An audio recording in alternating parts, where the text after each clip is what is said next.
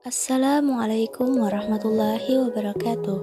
Perkenalkan, kami dari kelompok 2 yang beranggotakan Amirul Mukminin dan Rahmaniyah dalam mata kuliah Filsafat Pendidikan yang dibimbing oleh Bapak Muhammad Jaidi MPD. Di sini kami akan mempresentasikan tentang Pancasila sebagai ideologi bangsa dan peran filsafat Pancasila terhadap pendidikan di Indonesia. Yang pertama yaitu pengertian Pancasila sebagai ideologi bangsa. Kedua, sejarah dan perkembangan Pancasila sebagai ideologi bangsa Indonesia. Tiga, pengertian filsafat. 4. Peran filsafat Pancasila terhadap pendidikan multikultural di Indonesia. Pengertian Pancasila sebagai ideologi bangsa.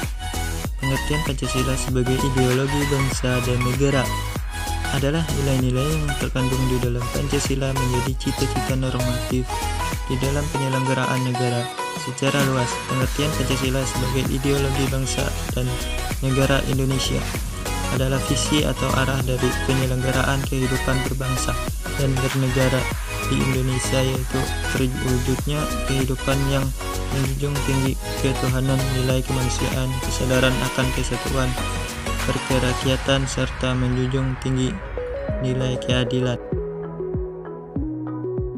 Sejarah dan perkembangan Pancasila sebagai ideologi bangsa Indonesia. Pada masa Orde Lama, yaitu pada masa kekuasaan Presiden Soekarno, Pancasila mengalami ideologisasi, artinya Pancasila berusaha untuk dijadikan sebagai keyakinan dan kepribadian bangsa Indonesia. Kenyataannya, Pancasila hanya dijadikan sebagai alat untuk melanggengkan kekuasaan dengan diangkatnya presiden dengan masa jabatan seumur hidup. Pada masa Orde Baru, yaitu pada masa kekuasaan Presiden Soeharto, bangsa Indonesia kembali menjadikan Pancasila dan Undang-Undang Dasar 1945 sebagai dasar negara. Kenyataannya Pancasila lagi-lagi hanya dijadikan sebagai alat untuk menyelenggarakan kekuasaan otoriter Presiden Soeharto yang berkuasa selama lebih kurang 32 tahun. Era reformasi yang diharapkan sebagai era pembaruan memberikan angin segar bagi bangsa Indonesia. Bangsa Indonesia diharapkan kembali mengamalkan nilai-nilai luhur Pancasila sebagai pedoman berbangsa dan bernegara. Akan tetapi faktanya justru pada era reformasi ini bangsa Indonesia dirasakan semakin jauh dari nilai-nilai luhur Pancasila. Rakyat Indonesia mengalami degradasi moral dan cenderung liberalis karena pengaruh globalisasi. Tindak pidana korupsi dilakukan secara terang-terangan seolah-olah telah membudaya di Indonesia. Selanjutnya, saya akan menjelaskan tentang pengertian filsafat. Menurut batasan modern, filsafat diartikan antara lain sebagai ilmu yang berusaha untuk memahami semua hal yang timbul di dalam keseluruhan lingkup manusia. Dengan ini, diharapkan agar manusia dapat mengerti dan mempunyai pandangan menyeluruh dan sistematis mengenai alam semesta dan posisi manusia di dalamnya. Yang dimaksud dengan di dalamnya di sini adalah bahwa manusia itu merupakan kesatuan dari dunia.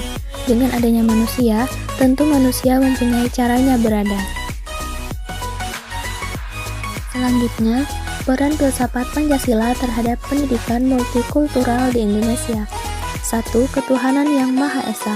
Manusia sebagai makhluk ciptaan haruslah tunduk pada Sang Pencipta, serta juga mewujudkan sikap toleransi terhadap umat beragama, dan juga memberikan pendidikan bahwasanya kita haruslah bersikap merendah karena kita bukan apa-apa di dunia ini.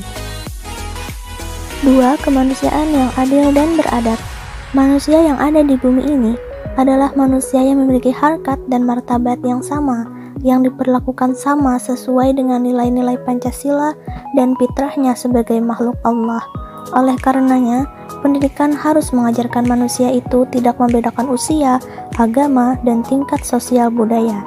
ketiga, persatuan Indonesia. Persatuan merupakan nilai dasar yang sangat penting untuk menunjang eksistensi bangsa Indonesia. Sila ini mengajarkan bahwa semua manusia haruslah bersatu karena kita satu dan tidak ada perbedaan dari segi hal manapun, terutama dari segi pendidikan. 4. Kerakyatan yang dipimpin oleh hikmat kebijaksanaan dalam permusyawaratan perwakilan. Sila ini mencerminkan semangat demokrasi yang hadir mewarnai kehidupan masyarakat Indonesia. Dalam pendidikan, aspek demokrasi sangat relevan untuk terus berkembang dan mencerminkan sikap-sikap serta prinsip-prinsip tentang penghargaan atas pendapat dan pikiran orang lain. 5. Keadilan sosial bagi seluruh rakyat Indonesia. Tujuan negara salah satunya ialah untuk mewujudkan keadilan sosial. Oleh karena itu, pendidikan merupakan salah satu cara untuk mengajarkan tentang keadilan ini melalui sistem yang telah diterapkan. Sekian dari kami, semoga dapat dipahami dan dimengerti. Terima kasih. Wassalamualaikum warahmatullahi wabarakatuh.